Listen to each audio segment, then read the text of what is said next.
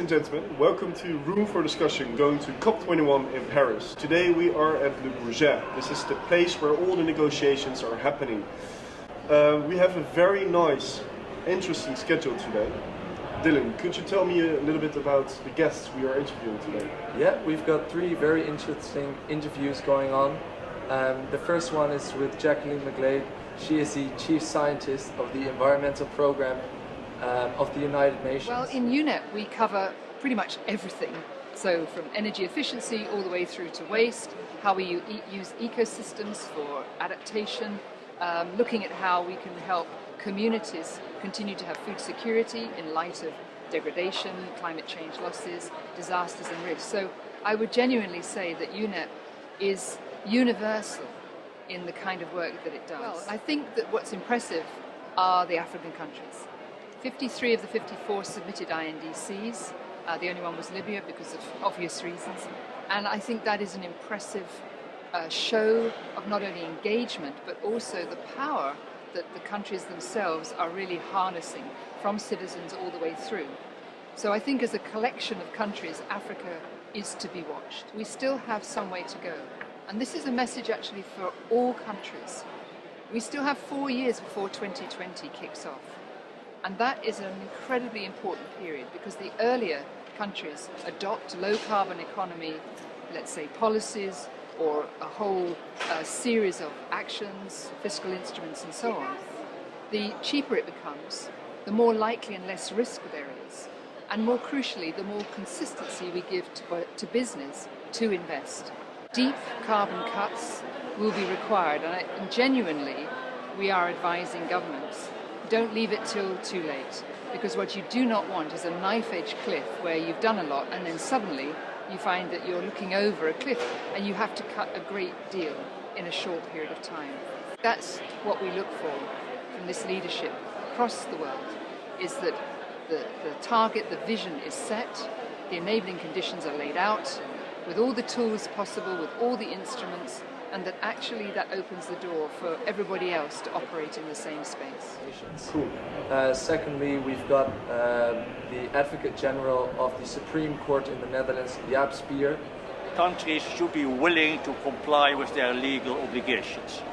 And that's what we have tried to achieve, to make the obligations of the major players as concrete as reasonably possible. Hopefully, countries will be willing to comply with their obligations. Let's be realistic, few will. Some may, if they are able to explain to the voters that there is a legal obligation and that they must do much more than they actually do, that might help. But more likely than not, stronger incentives will be inevitable. There are really rather clear and well-defined legal obligations which can be borrowed from international law, human rights law, also domestic law to the extent available, constitutional law, national tort law and the like. Perhaps the most important thing we have achieved is to bring all those realms of the law together. We have tried to interpret legislation, legal principles, case law from all over the world to the extent known to us, and that all that points into the same direction, i.e. the Oslo Principles. Each citizen has equal rights, i.e. emissions should be calculated per capita. Well, doing so is relatively easy. Then you know what that specific country is allowed to emit. If the emissions are higher, that country has to reduce them as soon as possible. And if it can't achieve what it must do, then it must provide either technical or financial means to other countries to do that part of the job they can't achieve themselves. There is no single solution. It also goes for legal solutions. Lawyers can't rescue the world, but we can just try to be as helpful as possible, and well, even a partial solution is a solution. We can't do more.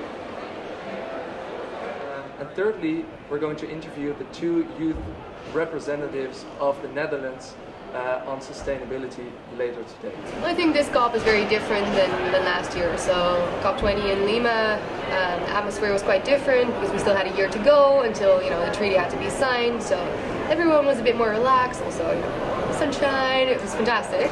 It was also a lot smaller, so it was a lot easier to talk to delegates and really get a feeling for what is actually happening inside the process.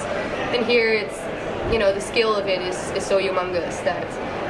It's really difficult to keep track of the entire process, and a lot of the meetings are happening behind closed doors, so even we can't track them, which is unusual.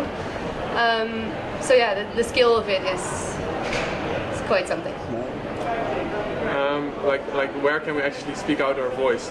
Like I think one important place where we do that is within the Jungo constituency, like that we can it's like a platform for all the youth representatives, and that we can find other youth representatives who are working on the same teams, who have like the same views as we do, and together with them we can somehow create some kind of a coalition to speak out our voice even stronger. So I think that is like a main channel through which we can speak out. And next to that, we also have, of course, our delegation with we work together closely, and we can also try to negotiate our points there as well. Like, for example, the 1.5 degree declaration we can try, but it's hard, definitely. But I think the main channel is the Jungo constituency, that we really can find people to work together with. Those parts. Are you lobbying yourselves outside of Le Bourget? What is your take on that? Well, I really don't know who you would lobby because all the negotiators are here all day, every day. So lobbying takes place here, but what we do try to do is link up with other youth who don't have accreditation to go in, and we help them prepare actions. We went to an art space the other day, which was absolutely fabulous. And we helped create some banners for an action that actually was inside. So we try to link up with youth who can be here and make sure their voices are translated into the actual blues on here. So stay tuned. We hope you enjoyed the interviews. It's an easy song, huh? No big win, no cry. Have you got any ice cube?